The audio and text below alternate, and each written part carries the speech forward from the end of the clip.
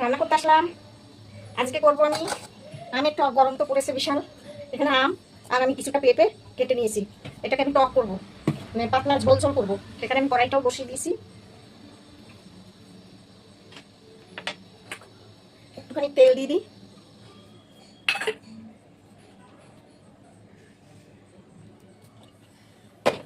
গরমে শুধু আম এর টক, আম পোড়া আর তেতো, এছাড়া আর কিছুই খেতে ভালো লাগছে না এখন।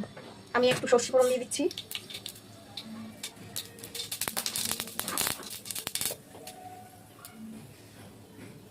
এটা ঢেলে দিচ্ছি এবারে। একটু হলুদ দিয়ে দেবো। আমি দিয়ে দেবো 1 চামচ। টক দিয়ে নুনটা একটু বেশি লাগে, আর একটু দিয়ে দিলাম।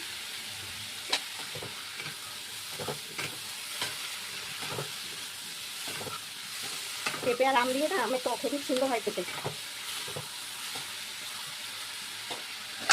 ঢেকে দেবো। আম পেঁপে দুটোই গলে গেছে একদম। আমি এবার জল ঢেলে দেবো। এরকম গলে গেছে সব।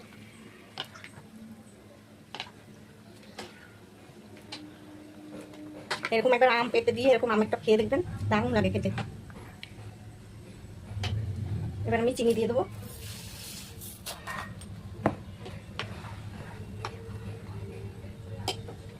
এবার ফুটবে এটা ভালো করে।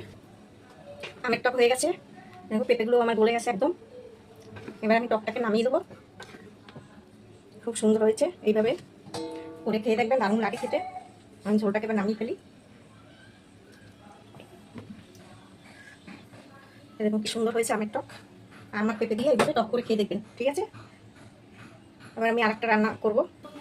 এখানে আমি কড়াই বসিয়ে দিয়েছি। আমি এখানে একটু শাক ভাজা করবো। এখানে দেখো, এখানে আছে লাল শাক আছে, কচুর শাকের পাতা, আর আছে ইয়ে শাক, হেলেঞ্চা না চেঁচি শাক বলে, এই যে।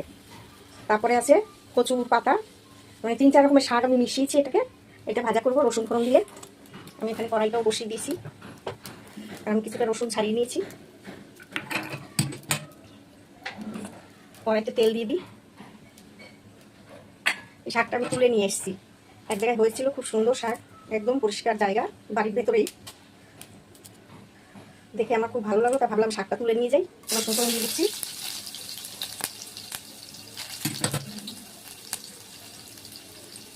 এই শাকের রসুন ফোড়ন খেতে ভালো লাগবে। দিয়ে দিলাম। রসুনটা ভালো করে ভাজা হবে।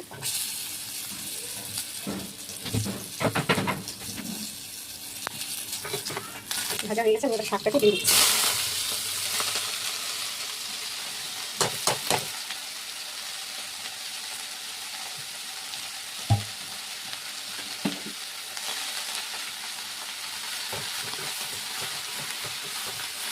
গরমে না এরকম সব কিছু মিশানো শাক ভাজা খেতেও দারুণ হয় খেতে।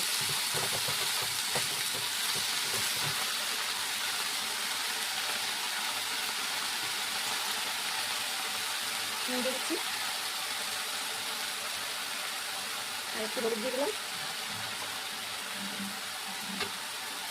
আমার ঘরে কাঁচা লঙ্কা সব আমি না বেটে ফেলেছি, আমার মনেই ছিল না, তাই বাটা কাঁচা লঙ্কা 1 চামচ দিয়ে দিচ্ছি।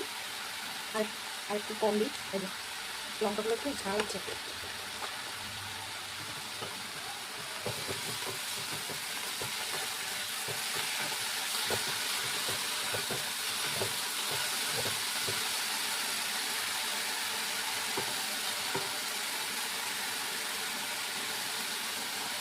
এবার আমি একটু ঢাকা দিয়ে দেবো। শাকটা আমার ভাজা হয়ে গেছে, একটু সুন্দর গলে গেছে একদম। রাতটা শাক তো, আর এই শাক খেতে দারুণ লাগবে। তাহলে কেমন লাগলো আমার এই শাক কমেন্টে জানাবে। আর আমের টক করেছি, পেঁপে দিয়ে আমের টক, সেটাও কেমন লাগলো জানাবে কমেন্ট করে। আর তোমরা এইভাবে গরমে পাতলা আমের টক খাও, পেঁপে খাও। আমার পেঁপে ভাজা রয়েছে, উচ্ছে ভাজা রয়েছে, আমি আজকে ভাজলাম না। আর আজকে মাছও করলাম না, কালকে মাছ আছে, পাপায় পাতুরি করেছিলাম কাচকি মাছের, সেটাও রয়েছে। সেই জন্য আর কিছু রান্না করবো না, আমি একটু নামিয়ে দেবো তেলটাকে। হয়ে গেল আমার শাক ভাজা। দেখো কতটা শাক কতটুকু হয়ে গেছে। আর এই শাকটা খেতে খুব ভালো লাগবে, সব রকম শাক তো মিশিয়ে ভেজেছি, দারুণ লাগবে। তাহলে রাখছি, আর তোমরা কমেন্ট করে জানাবে আমার শাক ভাজাটা কেমন হলো আর আমের টকটা। টাটা, ভালো থাকবে।